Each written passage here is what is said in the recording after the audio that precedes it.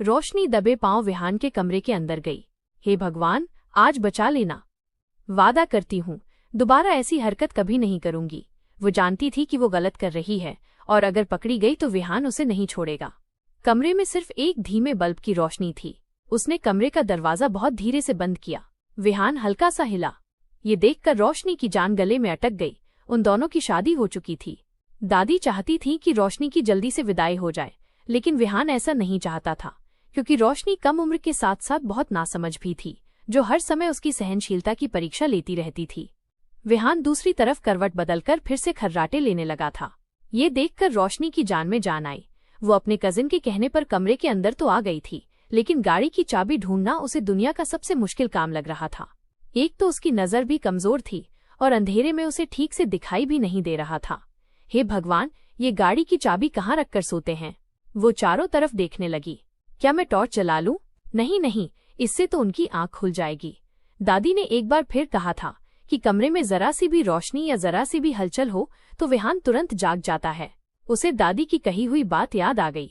उसने टेबल पर देखा तो वो भी खाली था। अचानक उसकी नजर विहान के बेड के पास मौजूद दराज की तरफ गई, जिस पर कुछ चाबियां पड़ी हुई थीं। उसके होठों पर एक प्यारी सी मुस्कान फैल गई। ये उसकी गाड़ी की चाबियां थीं। इससे पहले कि वो इन चाबियों को हाथ लगाती, अचानक विहान ने उस तरफ करवट बदल ली और अपनी भारी भरकम बाहें सीधा टेबल की तरफ की। और फिर क्या था? ये नाजुक लड़की इस हरकत को बर्दाश्त न कर सकी। उसने उसका हाथ पकड़कर उसे एक झटके से अपनी ओर खींचा। वो जोर से उसके सीने पर जा गिरी। उसने पीछे हटने की कोशिश की थी, लेकिन विहान ने उसकी कमर पर अपनी पकड़ मजबूत कर दी। चाहकर भी वो चिल्ला नहीं पा रही थी। उसकी सांस तो जैसे उसके हलक में ही अटक कर रह गई। जिस कदर मजबूती से विहान ने उसे पकड़ रखा था, वो बुरी तरह से छटपटा रही थी। उसकी धड़कनें इस समय बड़ी तेजी से विहान के सीने में जैसे समा चुकी थीं। वो इस नजदीकी में बुरी तरह से छटपटा रही थी और खुद को उससे छुड़ाने की कोशिश में परेशान हो रही थी। विहान तो उस समय सपने में था। उसे लगा शायद सपने में वो अपने सपनों की राजकुमारी के साथ मौजूद है, लेकिन जैसे ही उसे अपने कानों में उस बेवकूफ लड़की की आवाज आई तो वो तुरंत घबराकर उसे देखने लगा। बहुत पास, इतना पास कि उसकी सांसें उस नाजुक लड़की के चेहरे पर गिर रही थीं और वो उसके शरीर से आती खुशबू को बहुत अच्छे से महसूस कर पा रहा था। अपने पास उसे देखकर विहान का तो दोबारा पारा चढ़ गया। आखिर ये लड़की रात के इस समय उसके बिस्तर पर क्या कर रही थी? विहान की तेज आवाज उसके कमरे में गूंजी। रात के इस समय यहाँ क्या कर रही हो? मैंने तुम्हें क्या समझाया था? 9 बजे सो जाना। 9 बजे के बाद मैं तुम्हें हवेली में घूमते हुए ना देखूं। और ये तुम मेरे कमरे में मेरे बिस्तर पर मेरी बाहों में क्या कर रही हो इस समय? लड़के ने उसे एक झटके से खुद से दूर किया और खड़ा होकर उसे पूछा। वो भी घबराकर तुरंत पीछे हट गई। अचानक उसके कान के झुमके विहान की शर्ट के बटन में अटक गए। रोशनी एक बार फिर उसके सीने से जा लगी, इस अंदाज में कि वो सिसक उठी और विहान के पूरे शरीर में जैसे बिजली दौड़ गई। अगले ही पल एक झटके से उसने उसके कान को आजाद किया और अपने होश में वापस आते हुए उसे घूरने लगा। मैं बस। रोशनी के हाथ में अभी भी चाबियां दबी हुई थीं। क्या वो? सीधे सीधे जवाब दो। वो अभी तक उसके करीब खड़ी थी और विहान की सांसों की गर्मी अपने चेहरे पर महसूस कर रही थी। प्लीज मुझे जाने दें, उसने कांपते हुए कहा। पहले मुझे बताओ कि यहाँ क्यों आई थी? ये कहकर विहान ने उसे और भी पास खींच लिया। जब तक तुम सच सच नहीं बताओगी, तुम्हें यहाँ से हिलने की इजाजत नहीं मिलेगी। अब आप मेरे साथ ज्यादती कर रही हैं, उसने घबराते हुए कहा। अगर तुम्हें लगता है कि इमोशनल बातें करके तुम यहाँ से भागने में कामयाब हो जाओगी, तो ये तुम्हारी सबसे बड़ी गलतफहमी है, पागल लड़की। विहान ने उसके बालों को उसके कान के पीछे करते हुए कहा, क्योंकि उसे अभी तक नहीं पता था कि वो यहाँ किस मकसद से आई थी। रोशनी जानती थी कि जब उसे पता चलेगा तो वो बहुत गुस्सा हो जाएगा। विहान ने उसकी बाहें पकड़नी चाही तो उसके हाथ से गाड़ी की चाबी छूट गई। विहान के चेहरे पर हैरानी फैल गई। उसने उसे खुद से दूर किया और पलंग पर नजर डाली जहां गाड़ी की चाबी कंबल के नीचे थी। तुम क्या यहाँ पर ये चाबी लेने के लिए आई थी? वो ऊंची आवाज में दहाड़ा। मैं ऐसा नहीं करना चाहती थी। जो पूछा है मुझे उसका जवाब दो। हाँ, ये कहकर उसने अपनी गर्दन झुका दी। हे भगवान, क्या करूं मैं इस लड़की का? विहान ने आसमान की तरफ देखकर कहा। रात के इस समय तुम लोग कहाँ जा रहे हो?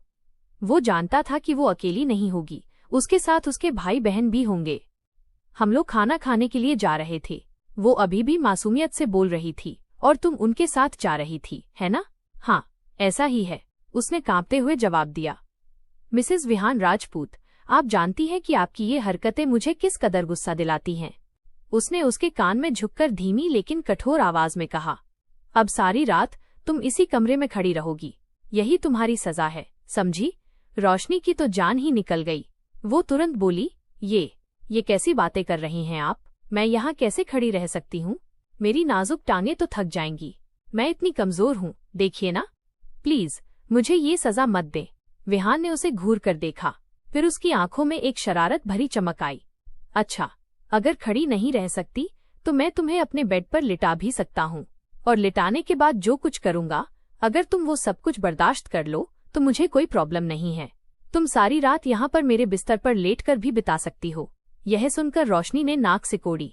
प्लीज ऐसा मत कीजिए, मैंने अपने भाई बहनों के साथ शर्त लगाई हुई है। ये कहकर उसने तुरंत अपने होठों पर हाथ रख लिया। सबसे पहले तो मैं उनका दिमाग जरा ठीक करता हूँ। तुम यहाँ से जरा सा भी नहीं हिलोगी। मैं जरा उनसे निपट कर आता हूँ, फिर तुम्हारे पास आऊंगा और तुम्हारा दिमाग वापस ठिकाने पर लाऊंगा। ये कहकर वो तेजी से कमरे से बाहर निकल गया। रोशनी ने भी उसके पीछे जाने की कोशिश की, मगर विहान कमरे का दरवाजा बंद कर चुका था। वो दरवाजे के साथ ही नीचे बैठ गई। उसके भाई बहन लॉन में बैठकर लूडो खेल रहे थे। उन्हें लग रहा था कि रोशनी थोड़ी ही देर में वापस आ जाएगी, लेकिन जब उन्होंने रोशनी की जगह विहान को लॉन में आते देखा तो उन सबकी हवाइयां उड़ गई। रोशनी को चाबी लाने के लिए किसने कहा था? विहान ने कड़क आवाज में पूछा। तुम लोग 1 हफ्ते तक हवेली से बाहर नहीं जाओगे, विहान ने हुक्म दिया। उसकी बात सुनकर सब बुरी तरह से घबरा गए थे, मगर किसी में भी विहान के सामने बोलने की हिम्मत नहीं थी। सभी अपने अपने कमरों में जा चुके थे और उनका मूड बहुत खराब हो गया था। मैंने पहले ही कहा था कि इस बेवकूफ लड़की को मत भेजो, साक्षी ने रवीना की तरफ देखते हुए गुस्से में कहा। देखो, इसकी वजह से हम पे भी कर्फ्यू लग गया। कसम से वो लड़की बहुत बेवकूफ है। कभी कभी तो दिल करता है कि उसको उठाकर हवेली से बाहर फेंक दूं, लेकिन दादी की वजह से चुप हो जाती हूँ। पता नहीं विहान भाई ने उसमें ऐसा क्या देखा और उसी से शादी कर ली। वो तो इस लायक नहीं है कि उसकी तरफ नजर भी डाली जाए। उसके बोलने के तरीके से साफ पता चल रहा था कि वो रोशनी से बहुत नफरत करती है। दरअसल वे सब भाई बहन मिलकर ट्रूथ और डेयर खेल रहे थे। जब रोशनी ने हिम्मत करके डेयर चुना तो रवीना ने कहा कि वो उसे डेयर देगी। रवीना ने रोशनी को डेयर दिया कि वो विहान के कमरे से गाड़ी की चाबी लाएगी और फिर वे सब घूमने जाएंगे। ये सुनकर बाकी सब बहुत उत्साहित हो गए थे, लेकिन साक्षी को कुछ गलत होने का एहसास हो रहा था, क्योंकि उसने रवीना को विहान से बात करते हुए सुना था। थोड़ी देर पहले जब विहान अपने कमरे में गया था तो उसने रवीना से कहा था कि वो बहुत थका हुआ है और उसके सिर में बहुत तेज दर्द हो रहा है। उसे लग रहा था कि आज रात जागते हुए ही गुजर जाएगी। जब भी विहान को सिर में दर्द होता था वो सो नहीं पाता था, और रवीना को उसकी ये आदत अच्छे से पता थी। इसके बावजूद उसने रोशनी को उसके कमरे से चाबी लाने के लिए उकसाया था। रोशनी को बेवकूफ बनाना दुनिया का सबसे आसान काम था, क्योंकि वो हर किसी की बातों में आ जाती थी। उसे लगता था कि उसके आसपास रहने वाले सब लोग उसके साथ सच्चे हैं। कोई कभी उसका बुरा नहीं सोच सकता। वो सब उसके अपने हैं, और यही उसकी सबसे बड़ी गलतफहमी थी। जब विहान दोबारा कमरे में आया तो उसने देखा कि रोशनी दीवार के सहारे बैठी हुई थी और गहरी नींद में सो चुकी थी। इस हालत में भी इसे नींद आ गई। वो उसके इस टैलेंट पर हैरान था। वो घुटनों के बल उसके पास जाकर बैठ गया और गौर से उसके चेहरे को देखने लगा, जिस पर दुनिया भर की मासूमियत बिखरी हुई थी। इसमें कोई शक नहीं कि वह लड़की बहुत खूबसूरत थी। विहान ने सोचा, काश तुम में थोड़ी सी अक्ल होती। वो कहे बिना नहीं रह सका। अपने चेहरे पर विहान की नजरें महसूस करके रोशनी ने धीरे से आंखें खोलीं। अपने सामने उसे बैठा देखकर उसकी जान एक बार फिर गले में अटक गई। उसकी आंखें आंसुओं से भर गईं। विहान हल्का सा उसके चेहरे के पास झुका। रोशनी तेजी से पीछे हटी, लेकिन पीछे दीवार होने की वजह से उसका सिर जोर से दीवार से टकरा गया। वो दर्द से कराह उठी। तुम ठीक तो हो? विहान ने पूछा। मुझे इतनी जोर से लगी है और ये सब आपकी वजह से हुआ है, रोशनी ने कहा। मेरी वजह से हुआ है या फिर तुम्हारी अपनी गलती है? विहान ने पूछा। अगर आप न उठे होते तो मैं आसानी से गाड़ी की चाबी लेकर जा सकती थी, रोशनी ने जवाब दिया। अब सब भाई बहन मेरा मजाक उड़ाएंगे कि देखो रोशनी ने उदासी से कहा। मेरी बात बहुत ध्यान से सुनो, विहान ने गंभीरता से कहा। मुझे तुम्हारी ये हरकतें बिल्कुल पसंद नहीं हैं। अब तुम कोई छोटी बच्ची नहीं हो, समझदार हो गई हो। तुम्हें अच्छी तरह पता है कि क्या सही है और क्या गलत है। तुम जानती हो कि मुझे तुम्हारा मेल कजिन्स के साथ बात करना और उनके साथ घूमना फिरना अच्छा नहीं लगता। दादी ने तुम्हें क्या समझाया था कि जो चीज तुम्हारे पति को पसंद न हो वो किसी भी हालत में नहीं करनी चाहिए। लेकिन अभी मेरी आपके साथ विदाई नहीं हुई है। अभी सिर्फ हम दोनों की शादी हुई है। जब तक विदाई नहीं होती तब तक आप मुझ पर कोई हुक्म नहीं चला सकते। मैं आपकी प्रॉपर्टी नहीं हूँ और न ही आपकी गुलाम हूँ, रोशनी ने जवाब दिया। जब विहान ने उसके मुंह से इतने बड़े बड़े डायलॉग सुने तो एक पल के लिए उसकी आंखें हैरानी से बड़ी हो गईं। उसने तुरंत कहा, अच्छा, ऐसे तो तुम हर वक्त बच्चों जैसी हरकतें करती रहती हो, बोलने का तो तुम्हें तरीका नहीं आता। ये इतने बड़े बड़े डायलॉग कहाँ से सीखे हैं तुमने? रोशनी एक बार फिर गुस्से में उसे देखने लगी। अब वो क्या बताती कि ये सब तो रवीना दीदी की दी हुई शिक्षा का कमाल था। रवीना जो कहती थी, रोशनी उनके शब्दों को बहुत महत्व देती थी। विहान ने गुस्से से अपनी मुट्ठी भींच ली थी। उसका सारा प्यार और रोमांस हवा हो चुका था। उसके अंदर गुस्से का लावा उबलने लगा था। वो बड़ी मुश्किल से खुद को कंट्रोल कर रहा था, लेकिन यह लड़की बार बार उसके सब्र का इम्तिहान ले रही थी। जाओ यहाँ से और अपने कमरे में जाकर सो जाओ। मैं कल अपने दोस्तों के साथ ट्रिप पर जा रही हूँ। रोशनी ने उससे पूछा नहीं, बल्कि उसे बताया। रवीना दीदी ने उसे यही समझाया था कि उसे विहान से डरने या घबराने की जरूरत नहीं है। जितना वो उससे डरेगी, घबराएगी और दबकर रहेगी, उतना ही वो उस पर हावी होता जाएगा और फिर सारी जिंदगी उसे अपनी नौकरानी बनाकर रखेगा। विहान को डरने वाली नहीं, बल्कि डटकर मुकाबला करने वाली औरतें पसंद हैं। अगर तुमने इस हवेली से एक कदम भी बाहर निकाला तो मैं तुम्हारी टांगें तोड़ दूंगा। विहान ने उंगली उठाकर धमकी भरे लहजे में कहा। मैंने ट्रिप के लिए पैसे दे दिए थे। मैंने दादी को भी बता दिया था। उन्होंने मुझे कहा है कि मैं जा सकती हूँ। तो आप कौन होते हैं मेरे रास्ते में रुकावट बनने वाले? ये कहकर वो कमरे से बाहर निकलने ही लगी कि विहान ने उसका हाथ पकड़ा और उसे जोर से बेड पर फेंक दिया। मुझे लगता है अब तुम्हें बताना ही पड़ेगा कि मैं कौन हूँ, कहते हुए उसका हाथ अपनी बेल्ट की तरफ गया था कि अचानक उसका मोबाइल बजने लगा। रात के इस समय कौन फोन कर रहा था? उसने झुंझलाते हुए अपना मोबाइल जेब से निकाला। इस मौके का फायदा उठाकर रोशनी तेजी से बाहर की तरफ भागी। उसकी सांसें बुरी तरह से उखड़ रही थीं। जान उसके शरीर से निकलने को तैयार थी। अपने कमरे में आकर वो जोर जोर से सांसें लेने लगी और खुद को शांत करने की कोशिश करने लगी। मुझे पक्का यकीन हो गया है कि वो इंसान मुझसे नफरत करता है। अगर वो मुझसे प्यार करता तो वो कभी भी मेरे साथ ऐसा व्यवहार न करता। वो घुटनों पर सिर रखकर फूट फूट कर रो रही थी। वो मुझे अपनी जिंदगी में सिर्फ इसलिए शामिल कर रहा है ताकि मुझ पर अपना हुक्म चला सके और अपने अहंकार को संतुष्ट कर सके। ये सारी बातें उसे उसकी रवीना दीदी ने समझाई थीं। थोड़ी देर बाद उसके कमरे का दरवाजा खटखटाया गया, मगर वो अपनी जगह पर ही बैठी रही। काफी देर तक दरवाजे पर दस्तक होती रही, लेकिन उसने दरवाजा नहीं खोला। विहान ने एक जोरदार लात उसके दरवाजे पर मारी थी। वो उसके साथ बुरा व्यवहार नहीं करना चाहता था और न ही उसे डराना चाहता था। वो उसकी बीवी थी, उसकी इज्जत थी और वो उसे प्यार देना चाहता था। वो उसे इस रिश्ते का सम्मान सौंपना चाहता था, लेकिन वो लड़की हर बार ही कोई न कोई ऐसी हरकत करती थी जिससे वो अपना कंट्रोल खो देता था। उसने सोचा कि वो सुबह उससे माफी मांग लेगा और उसको लग रहा था कि उसने ट्रिप वाली जो बात की है वो सिर्फ और सिर्फ उसको गुस्सा दिलाने के लिए की है। सुबह जब वो सोकर उठा तो पूरी हवेली में खामोशी सी छाई हुई थी। उसको अजीब लगा, क्योंकि जब भी वो सुबह उठता उस लड़की की चीखती हुई आवाज पर ही उसकी आंख खुलती। वो हर वक्त किसी न किसी से बहस कर रही होती थी या फिर कोई शरारत करके दादी से डांट सुन रही होती थी। मुझे लग रहा है कि आज सूरज पश्चिम से निकला, उसने मन ही मन कहा। फ्रेश होने के बाद जब वो कमरे से बाहर निकला तो उसकी आंखें उसी लड़की को तलाश कर रही थी।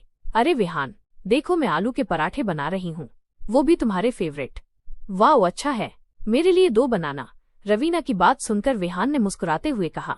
रवीना उसकी फर्स्ट फीमेल कजिन होने के साथ साथ उसकी बेस्ट फ्रेंड भी थी। दोनों ने एक ही कॉलेज से पढ़ाई पूरी की थी और फिर बाद में एक ही यूनिवर्सिटी में एडमिशन लिया था। उसके बाद वो अपने बिजनेस में बिजी हो गया, जबकि रवीना घर पर ही रहती थी। उसे कुकिंग का बहुत शौक था। हर रोज ही वो कोई न कोई नई डिश ट्राई करती रहती थी और सबसे पहले विहान को ही खिलाती थी। मैंने आलू के पराठे बनाए और नई रेसिपी सीखी है। भाई तुम कुछ भी बना लो, तुम्हारे हाथ में तो जादू है। आलू के पराठे बहुत स्वादिष्ट होने वाले हैं। वो उसको बनाते हुए देख रहा था और वो उसके साथ ही किचन में जाकर खड़ा हो गया था।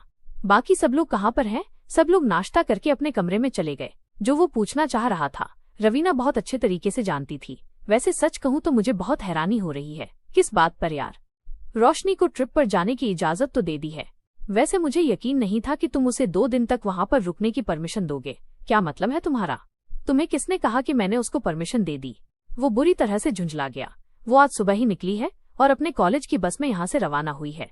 दादी उसे खुद स्टॉप पर छोड़ने के लिए गई थी। तुम मेरे साथ मजाक कर रही हो ना? वो चाहकर भी मुस्कुरा नहीं पा रहा था।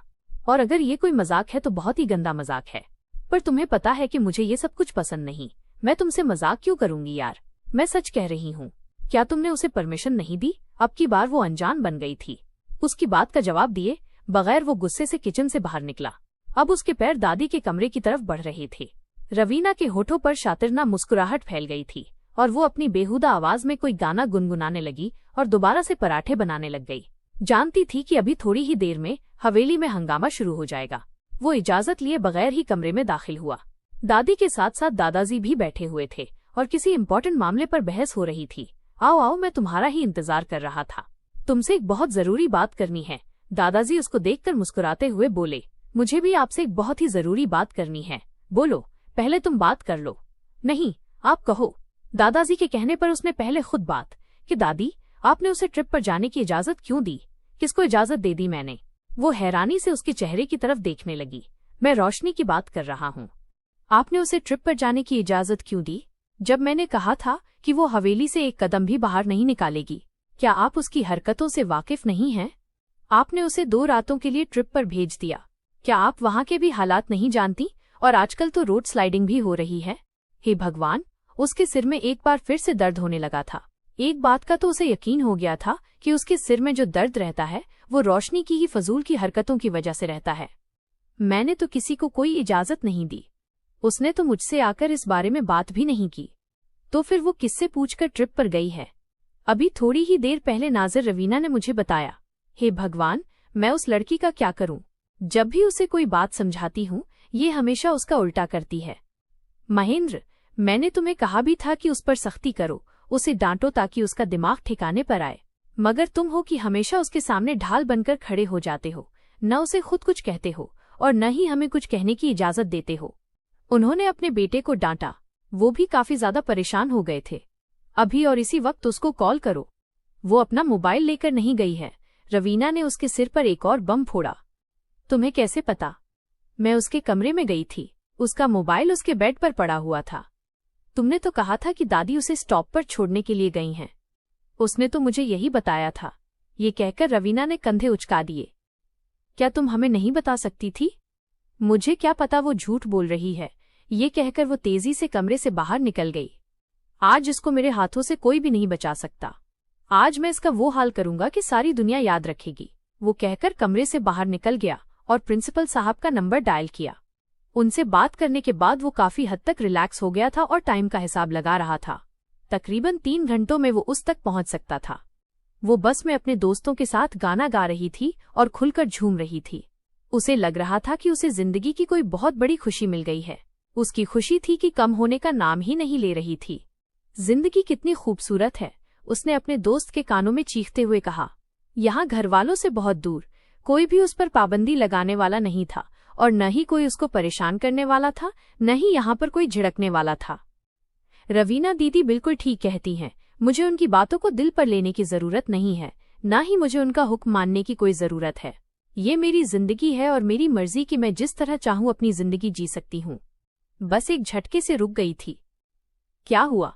ड्राइवर अंकल, रास्ते में एक गाड़ी खड़ी है। उसने बस से बाहर देखा।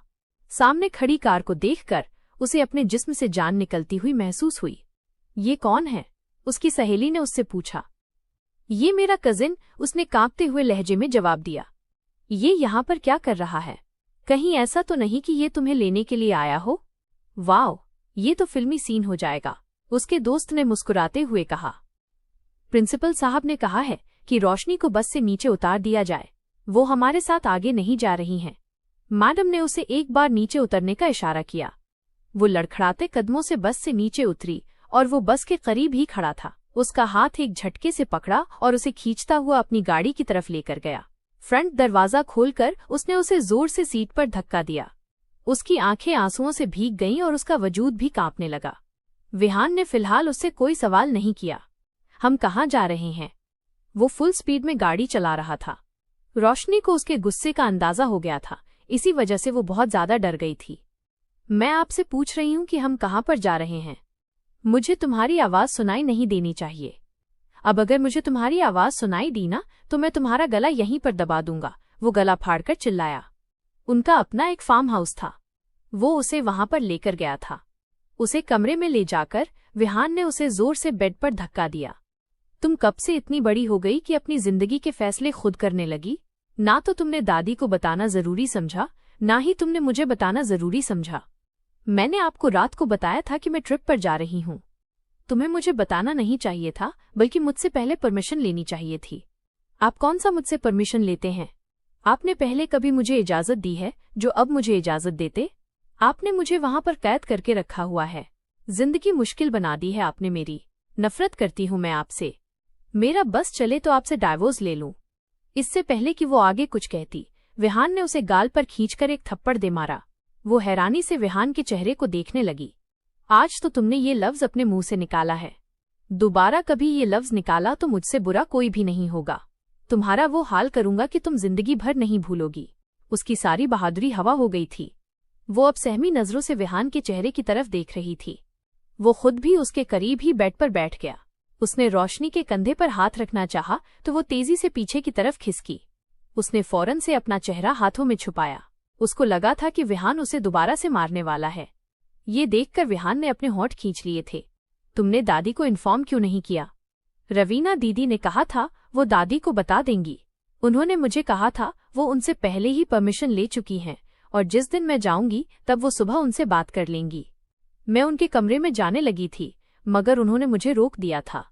रोशनी रोते हुए सारी बातें विहान को बता रही थी, साथ साथ अपने गाल को भी मसल रही थी जहां पर अभी तक विहान की उंगलियों की छाप थी।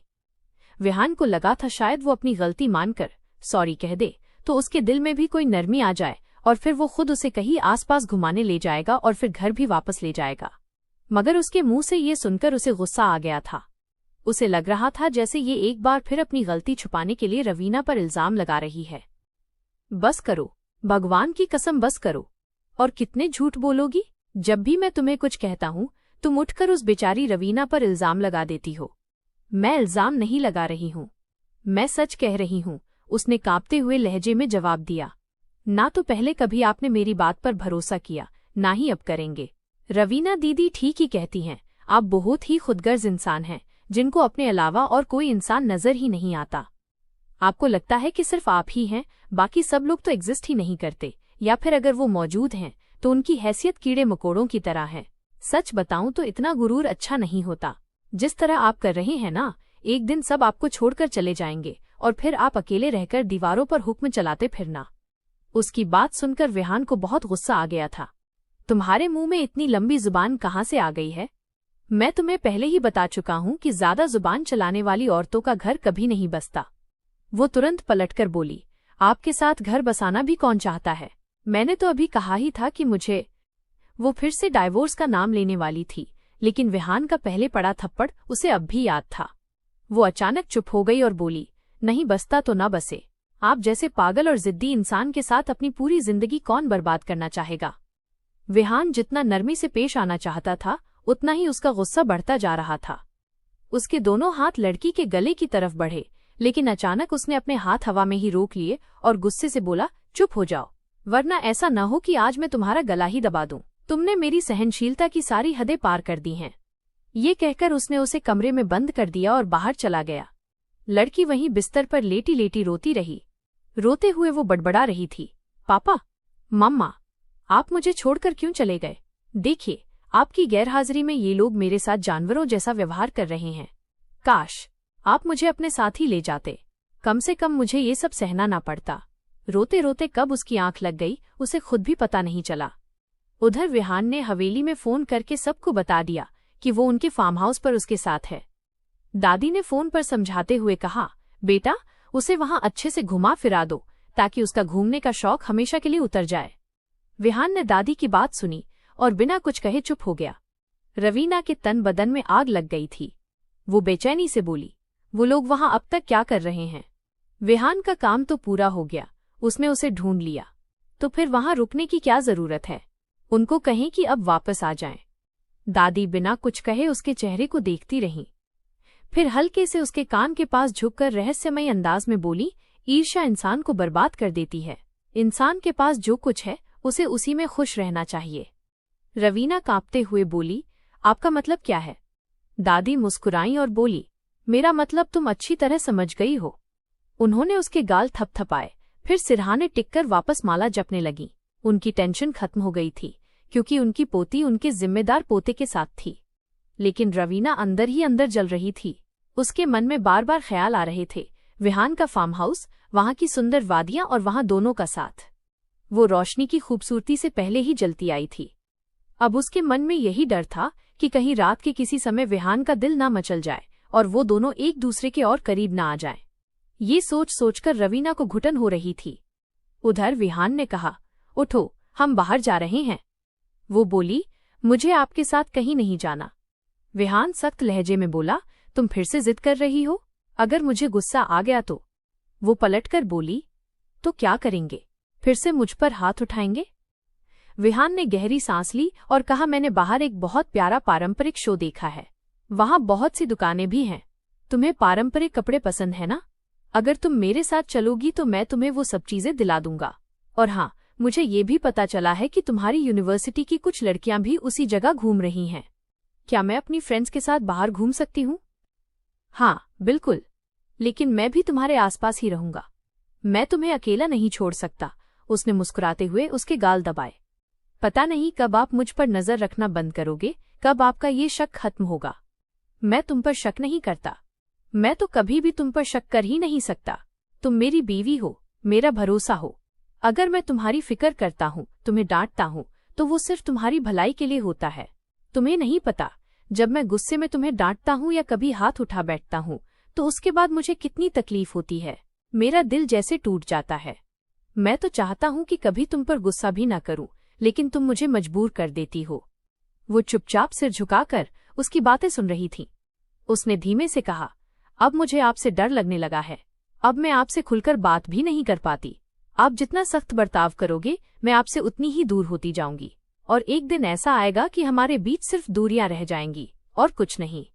वो चुपचाप उसे देखता रहा, फिर बोला, तुम्हें ये सब बातें कौन सिखा रहा है? रवीना दीदी ने बताया, उसने धीरे से कहा। वो पहले रवीना को नजरअंदाज कर रहा था, लेकिन अब बार बार अपनी बीवी के मुंह से उसका नाम सुनकर उसे भी कुछ गलत होने का एहसास होने लगा था। इसके अलावा उसने तुम्हें क्या बताया? उन्होंने मुझे बताया कि मर्द कभी भी एक औरत का नहीं होता है। उसके दिल में हमेशा ही दूसरी औरतों के लिए जगह खाली रहती है।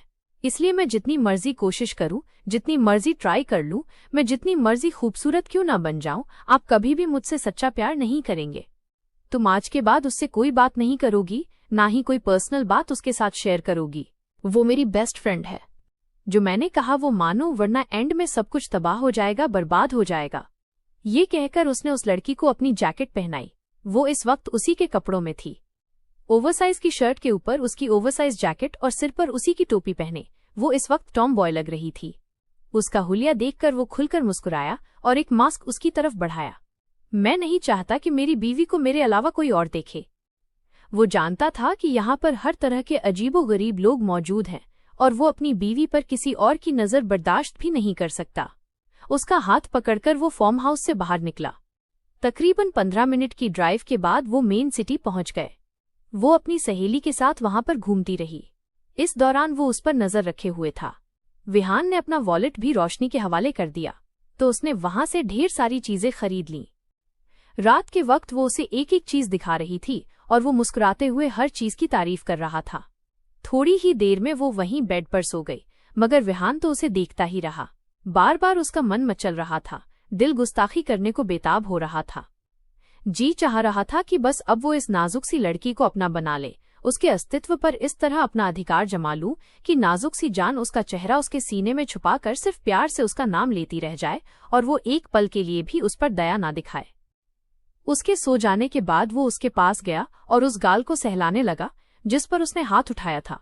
उसके होंठ कसे हुए थे और आंखें दर्द से लाल हो गई थीं। मुझे माफ कर दो रोशनी, मैं भावुक हो गया था। मैं तुम्हारे लिए बहुत बेचैन था। तुम सोच भी नहीं सकती कि तुम मेरे लिए कितनी खास हो, लेकिन जब तुम इस तरह की बातें करती हो तो मेरा दिल टूट जाता है। मैं चाहता हूं कि तुम मुझे गलत समझने के बजाय मेरे प्यार और लगाव को समझो। ये कहकर उसने प्यार से उसके गाल पर किस किया और खुद भी उसके कंधे पर सिर रखकर लेट गया। सुबह वो उसी के साथ हवेली लौट आया। तुमसे मैंने क्या कहा था? तुम अकेले उसके साथ कहीं भी नहीं जाओगी, रवीना ने उसका हाथ कसकर पकड़ते हुए कहा। क्या हो गया है आपको? वो मेरा पति है। उसने अपना हाथ छुड़ाने की कोशिश की, लेकिन रवीना की पकड़ बहुत मजबूत थी। यहाँ क्या हो रहा है? अचानक आई भारी आवाज सुनते ही दोनों उछल पड़े। विहान ने अपनी बीवी को इशारे से कमरे में जाने को कहा और खुद रवीना की तरफ देखने लगा। बताओ, तुम्हें क्या प्रॉब्लम है? रवीना घबराकर बोली, नहीं, कुछ नहीं। विहान कुछ देर तक उसे घूरता रहा, फिर बिना कुछ बोले वहां से चला गया। रवीना समझ गई कि अब विहान को शक हो गया है। अब उसे आगे हर कदम बहुत सोच समझकर रखना होगा। रोशनी विहान की बुआ की बेटी थी। कुछ साल पहले बुआ का रोड एक्सीडेंट में देहांत हो गया था। उसके बाद दादी उसे हवेली ले आईं और 1 साल पहले ही विहान से उसकी शादी करवा दी। विहान ये शादी नहीं करना चाहता था क्योंकि उस समय रोशनी सिर्फ 16 साल की थी और विहान उससे 10 साल बड़ा था। लेकिन दादी ने भावनात्मक दबाव डालकर उसे शादी करने के लिए मजबूर कर दिया। रवीना विहान के दूसरी बुआ की बेटी थी और रोशनी के मौसी की बेटी थी। बचपन से ही वो विहान के बहुत करीब थी। दोनों साथ खेलते खेलते बड़े हुए थे। रवीना को विहान से प्यार हो गया और वो उसी से शादी करना चाहती थी। लेकिन जब दादी ने विहान की शादी रोशनी से कर दी तो रवीना दादी से भी दूर हो गई और रोशनी से नफरत करने लगी। उसे लगता था कि रोशनी ने उसकी खुशियां छीन ली हैं। रवीना जानती थी कि विहान को समझदार लड़कियां पसंद हैं, वो लड़कियां जो अपनी अहमियत पहचानती हैं और जो बहुत ही संभल कर रहती हैं। वो शरारती और मुहफट लड़कियों से बहुत नफरत करता था। रवीना अब ज्यादातर रोशनी के साथ रहने लगी थी। वो विहान की तरफ से उसका दिल खराब करती थी और जानबूझकर उससे वो काम करने के लिए कहती थी जो विहान को बिल्कुल पसंद नहीं था। अब जब विहान उसको डांटता था तो वो रोती हुई रवीना के पास आती।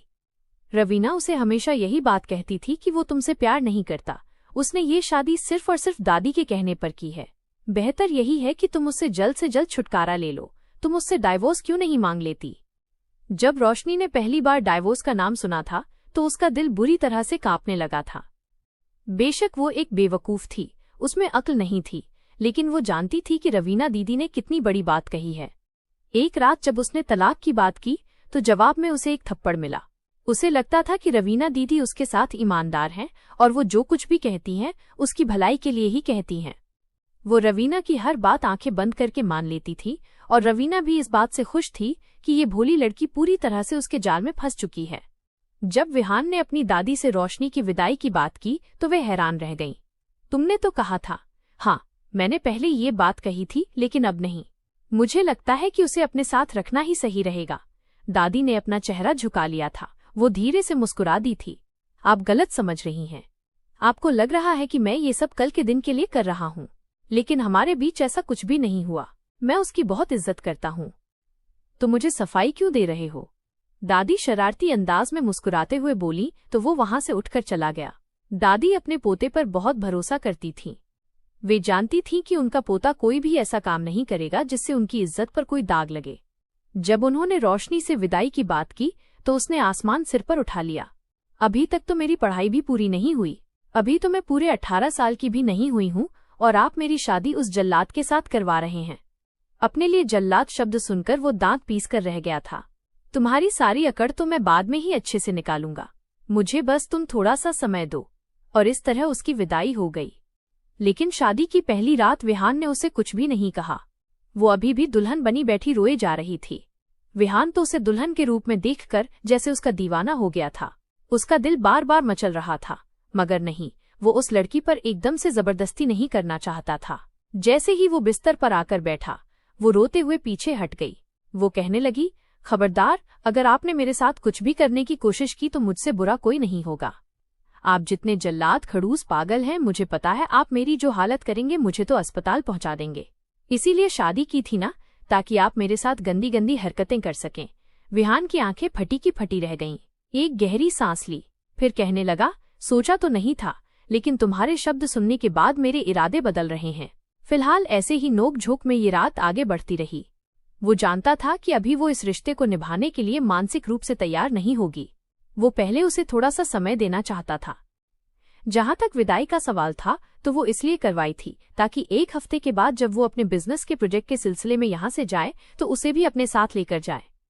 सुबह जब वो रवीना से मिलने के लिए गई तो रवीना ने कल रात के बारे में उससे सवाल किए। हम लोगों में ऐसा कुछ भी नहीं हुआ। मैंने तुम्हें पहले ही कहा था, वो तुमसे नफरत करता है। वो तुम्हारे पास क्यों आएगा? प्लीज कुछ ऐसा करो ना कि वो मेरी तरफ ध्यान दे दे और वो मुझसे नजरें ही ना हटा पाए और वो मेरे साथ सुहागरात मना ले। उसको लग रहा था जो पति अपनी पत्नी के साथ सुहागरात मनाता है वही अपनी पत्नी से प्यार करता है, और ये सारी बातें रवीना ने ही उसके दिमाग में डाली थीं। मेरे पास एक तरकीब है। अगर तुम मेरी तरकीब मानोगी तो तुम्हारा बहुत फायदा होगा। मैं आपकी हर बात मानने के लिए तैयार हूं। रवीना ने उसे एक ड्रेस दिया। ये तुम रात के वक्त पहनकर उसके सामने जाना। मगर ये तो बहुत ही बुरी है। जो कह रही हूं वो करो। ठीक है। और खबरदार, जो तुमने उसे बताया कि मैंने ये ड्रेस तुम्हें दिया है, वरना हमारी दोस्ती टूट जाएगी। मैं वादा करती हूं कि मैं नहीं बताऊंगी। रात के वक्त जब वो उसके सामने इस हालत में गई तो वो हैरानी से उसे देखने लगा। ये क्या पहनकर आई हो? इतनी ऊंची आवाज में वो उस पर चिल्लाया था कि वो डर से दरवाजे के पीछे जाकर छुप गई थी। उसने अपनी टांगों से ऊपर एक छोटी ड्रेस पहनी हुई थी। तुम्हारा ट्राउजर कहाँ पर है? उसने गुस्से से कहा था। ट्राउजर तो नहीं है। मुझे लगा था आप इस तरह से मेरे साथ सुहागरात मना लेंगे। तुम्हारे दिमाग में ये बातें कौन भर रहा है? अगर कोई भर भी रहा है तो कौन सा गलत कह रहा है? ठीक ही तो कह रहा है। विहान उसका हाथ पकड़कर उसको अपनी तरफ खींचते हुए उसकी आंखों में झांकते हुए बोला, तुम्हारी हर किसी की बात मानने की आदत एक दिन तुम्हें बहुत बड़ी मुश्किल में डाल देगी।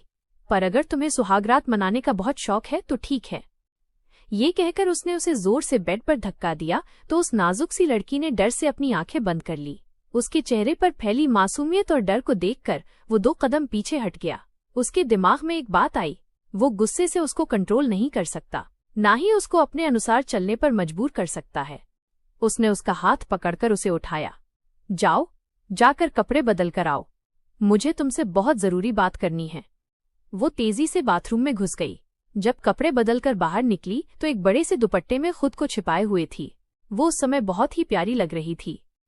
तुम अभी छोटी हो, तुम जानती हो ना? फिर आपने ये विदाई क्यों करवाई? वो झुंझलाते हुए बोली। वो भी कुछ पल के लिए शांत हो गया।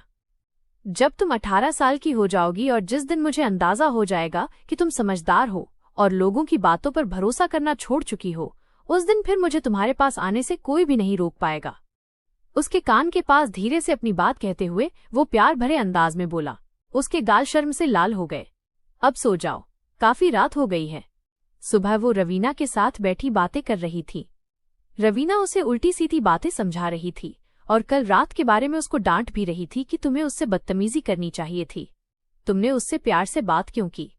उसी समय विहान भी वहां चला आया। तुम यहां से जाओ, उसने अपनी बीवी को वहां से जाने का इशारा किया। मुझे बिल्कुल भी अंदाजा नहीं था कि तुम इस तरह की कोई घटिया हरकत करोगी। देखो विहान, तुम्हें गलत फहमी हुई है। बस चुप हो जाओ। मैंने सब कुछ अपने कानों से सुना है। तो वो तुम हो जो उसे ये सारी बातें बता रही हो? आखिर ये सब करके तुम क्या साबित करना चाहती हो? रवीना भी अब और ज्यादा खुद पर नियंत्रण नहीं रख सकती थी। मैं बस ये बताना चाहती हूँ कि मैं तुमसे बहुत ज्यादा प्यार करती हूँ और मैं तुम्हें हासिल करना चाहती हूँ। तुम प्लीज उसको डाइवोर्स दे दो। वो तो तुम्हारे लायक भी नहीं है। वो तो तुमसे छोटी है। इससे पहले कि वो कुछ और कहती, विहान ने उसे चुप करवा दिया। वो मेरी बीवी है। वो जैसी भी है, मुझे दिलो जान से प्यारी है। मैं उससे बहुत प्यार करता हूँ। तुम झूठ बोल रहे हो। मुझे तुमसे झूठ बोलने की क्या जरूरत है? मैं वही कह रहा हूँ जो सच है। और मैं जो कुछ कह रहा हूँ ये मुझे तुम्हारे सामने साबित करने की कोई जरूरत नहीं है। तुम्हारे लिए सिर्फ और सिर्फ एक ही सलाह है मेरे पास, मुझसे और मेरी बीवी से दूर रहो। अगर मैंने तुम्हें इस तरह से बात करते हुए देखा तो मुझसे बुरा कोई भी नहीं होगा। मैं दादी और दादाजी को तुम्हारी इन हरकतों के बारे में बता दूंगा और फिर सोचो कि उनके सामने तुम्हारी क्या इज्जत रह जाएगी। वो उसे लेकर शहर चला गया था। वहां पर भी उसकी शरारतें पहले की तरह ही थी, मगर अब वो पहले की तरह उससे बदतमीजी नहीं करती थी। विहान को भी अपनी गलती का एहसास हो रहा था। अगर वो पहले ही पता लगाने की कोशिश करता तो उसको अंदाजा हो जाता कि इस लड़की को बहकाने वाला और उसके कान भरने वाला कोई और नहीं बल्कि उसकी अपनी ही कजिन और सबसे अच्छी दोस्त थी। वहां पर आने के बाद वो काफी हद तक सीरियस भी हो गई थी और अब वो पहले की तरह बदतमीजी भी नहीं करती थी, न ही उसे छोटी छोटी बात पर बहस करती थी। रवीना की सारी चालें भी उसकी समझ में आ चुकी थी। उसको अंदाजा हो गया था कि वो ये सब कुछ सिर्फ और सिर्फ उसका घर खराब करने के लिए ही कर रही थी और वो भगवान का बहुत बहुत शुक्रिया अदा भी कर रही थी कि रवीना से उसकी जान छूट गई। वो जानता था कि रोशनी को खाना बनाना नहीं आता है। सुबह का नाश्ता वो खुद बनाकर जाता था और फिर दोपहर के समय वो बाहर से ऑर्डर कर लेती थी। रात के समय भी वो बाहर से ही खाना लाता था। जहां तक घर की सफाई का सवाल था तो 2 दिनों के बाद एक कामवाली आती थी जिससे वो अपनी देखरेख में सफाई करवाता था। एक दिन वो ऑफिस से जल्दी फ्री हो गया था। जब वो अपने फ्लैट के अंदर दाखिल हुआ तो रसोई से खाने की खुशबू आने लगी। अंदर गया तो वो खाना बनाने में व्यस्त थी। एक तरफ यूट्यूब पर वीडियो चल रही थी, दूसरी तरफ वो किसी माहिर शेफ की सब्जियां काट रही थी। विहान ने आवाज दी तो वो उसकी तरफ ध्यान देने लगी। आप इतनी जल्दी क्यों आ गए? मैं आपको सरप्राइज करना चाहती थी, उसने मुंह बनाते हुए मासूमियत से कहा। क्या मैं आपके इस रहम के लिए आपका शुक्रिया अदा कर सकता हूँ? ये सब देखकर विहान को अजीब सी खुशी महसूस हो रही थी। मुझे अपने पति से घर के काम करवाना बुरा लग रहा था। जब घर में एक औरत मौजूद है तो आपको क्या जरूरत है खाना बनाने की? बस मैंने फैसला कर लिया कि आज के बाद खाना बनाना मेरा काम है, लेकिन नाश्ता आप बनाया करेंगे क्योंकि सुबह मेरी जल्दी आँख ही नहीं खुलती, उसने मुंह बनाते हुए कहा। तो वो प्यार से उसके गाल खींचते हुए बोला, तुम्हें खाना बनाने की भी तकलीफ नहीं करनी पड़ेगी, क्योंकि मैंने दादी को कहा है कि वो हवेली से काम वाली भेजे जो हर समय तुम्हारे साथ ही रहेगी। इस तरह से मैं भी निश्चिंत होकर अपना काम कर सकता हूँ। उसने सिर्फ एक ही दिन खाना बनाया था और खाना बिल्कुल भी स्वादिष्ट नहीं बना था, मगर इसके बावजूद भी विहान ने खाना ऐसे खाया जैसे वो बहुत ही स्वादिष्ट हो, जबकि वो जानती थी कि ये सब कुछ सिर्फ और सिर्फ वो उसका दिल खुश करने के लिए कर रहा है। समय बीतने के साथ साथ वो भी उसके प्यार में कैद हो गई थी और उसको एहसास हो गया था कि भगवान ने विहान को उसकी जिंदगी में भेजकर उस पर कितना बड़ा एहसान किया है। वो 18 साल की हो चुकी थी। उसका बर्थडे विहान ने बहुत ही धूमधाम से मनाया था। आज मुझे मेरे सारे अधिकार मिलने वाले हैं, उसके कानों में झुकते हुए आकर्षक अंदाज में बोला तो उसने शर्माते हुए उसके सीने में मुंह छुपा लिया। उसको यकीन हो गया था कि एक बहुत ही खूबसूरत जिंदगी उसकी प्रतीक्षा कर रही है। वो उसे अपनी बाहों में भरकर कमरे में लेकर गया था और फिर मुस्कुराकर उसके पूरे चेहरे पर अपने होंठ रखता गया। रोशनी तो उसके इस स्पर्श को पाकर कांप रही थी। वो थोड़ी सी डर भी रही थी। जब विहान ने उसे इस तरह थोड़ा सा डरते देखा तो बड़े प्यार से उसके नाजुक होठों को छूकर कहने लगा, क्या बात है मेरी जान, क्या तुम्हें डर लग रहा है? देखो, अगर तुम इस रिश्ते के लिए अभी भी तैयार नहीं हो तो कोई जल्दी नहीं है। लेकिन वो जल्दी से विहान की शर्ट को पकड़ चुकी थी और अपने करीब कर गई, जैसे ये जताना चाहती हो कि उसे ये सब कुछ बहुत अच्छा लग रहा है। विहान ने मुस्कुराकर उसे अपने सीने में छुपा लिया, फिर कान के करीब फुसफुसाकर कहने लगा, तुम्हारे लिए कुछ है, मैं जाऊं वो पहन कर आऊं? वो समझ नहीं सकी कि आखिर क्या है। वो बाथरूम में आई थी जहां पर पहले से ही शेल्फ पर एक पैकेट पड़ा था। जब उसने देखा तो उसमें एक बहुत ही छोटा शॉर्ट फ्रॉक था जो पहनते हुए बिल्कुल न पहनने के बराबर था। तभी बाहर से विहान की आवाज आई, कैसा लगा मेरा गिफ्ट मेरी जान? तो वो शर्माकर कहने लगी, ये क्या है विहान, ये तो बहुत छोटा है और इसका ट्राउजर कहाँ है? विहान शरारत से मुस्कुराकर कहने लगा कि अब प्लीज मत तड़पाओ, जितना है उतना ही पहनकर बाहर आ जाओ। शर्म के मारे उसका चेहरा लाल हो रहा था। जब वो ड्रेस पहनकर बाहर आई थी, विहान तो खूबसूरती को देखता ही रह गया। तुरंत उसे बाहों में भरकर बिस्तर पर ले गया और फिर धीरे धीरे उसकी खूबसूरती पर अपनी बेचैनी लुटाने लगा। सही मायनों में पति की पसंदीदा पत्नी बनकर प्यार के पल बिताना क्या होता है, इस वक्त रोशनी को समझ आ रहा था।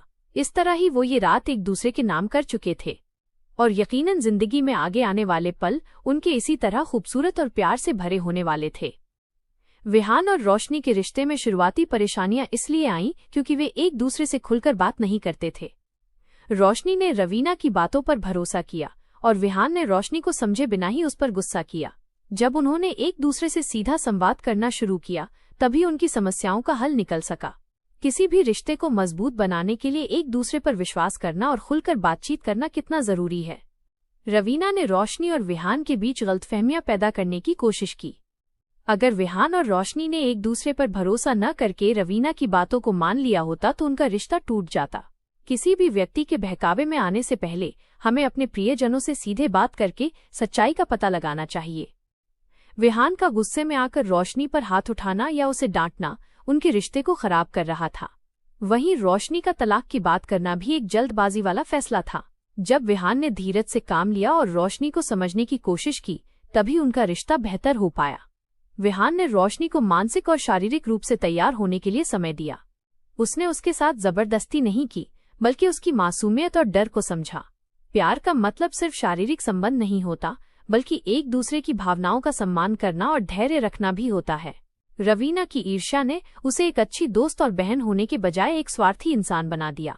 उसकी हरकतों से न सिर्फ रोशनी का घर खराब होने वाला था बल्कि उसकी अपनी इज्जत भी दांव पर लग गई थी। इस तरह ईर्ष्या हमें बर्बाद कर सकती है और हमारे अपनों से दूर कर सकती है।